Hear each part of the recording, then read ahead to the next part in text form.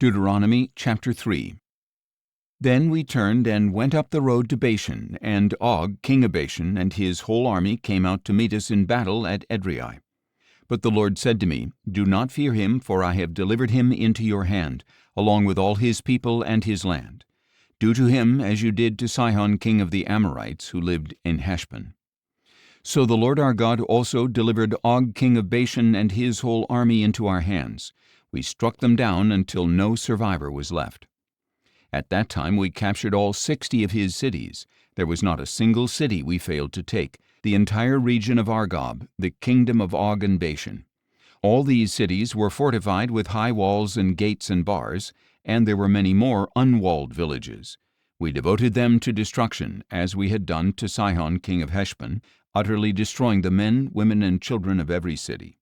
But all the livestock and plunder of the cities we carried off for ourselves. At that time we took from the 2 kings of the Amorites the land across the Jordan from the Arnon valley as far as Mount Hermon, which the Sidonians called Sihon, but the Amorites called Senir. All the cities of the plateau, all of Gilead and all of Bashan, as far as the cities of Salekah and Edrei in the kingdom of Og. For only Og king of Bashan had remained of the remnant of the Rephaim. His bed of iron, 9 cubits long and 4 cubits wide, is still in Rabbah of the Ammonites. So at that time we took possession of this land. To the Reubenites and Gadites I gave the land beyond Aroer along the Arnon valley, and half the hill country of Gilead along with its cities. To the half-tribe of Manasseh I gave the rest of Gilead and all of Bashan, the kingdom of Og. The entire region of Argob, the whole territory of Bashan, used to be called the land of the Rephaim. Jair, a descendant of Manasseh, took the whole region of Argob as far as the border of the Geshurites and the Maacathites. He renamed Bashan after himself, Havoth Jair, by which it is called to this day. To Machir I gave Gilead, and to the Reubenites and Gadites I gave the territory from Gilead to the Arnon valley. The middle of the valley was the border, and up to the Jabbok river, the border of the Ammonites.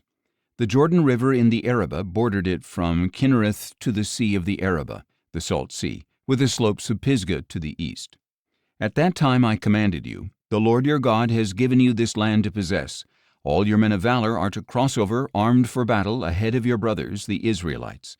But your wives, your children, and your livestock, I know that you have much livestock, may remain in the cities I have given you, until the Lord gives rest to your brothers as he has to you, and they too have taken possession of the land that the Lord your God is giving them across the Jordan.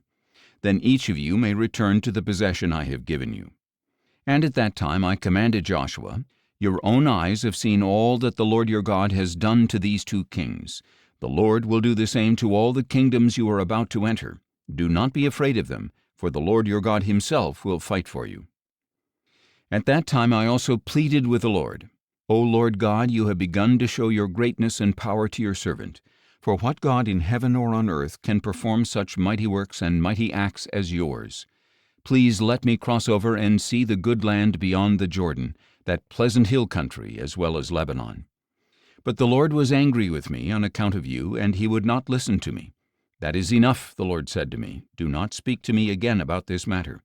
Go to the top of Pisgah and look to the west and north and south and east. See the land with your own eyes, for you will not cross this Jordan. But commission Joshua, encourage him, and strengthen him, for he will cross over ahead of the people and enable them to inherit the land that you will see. So we stayed in the valley opposite Beth Peor.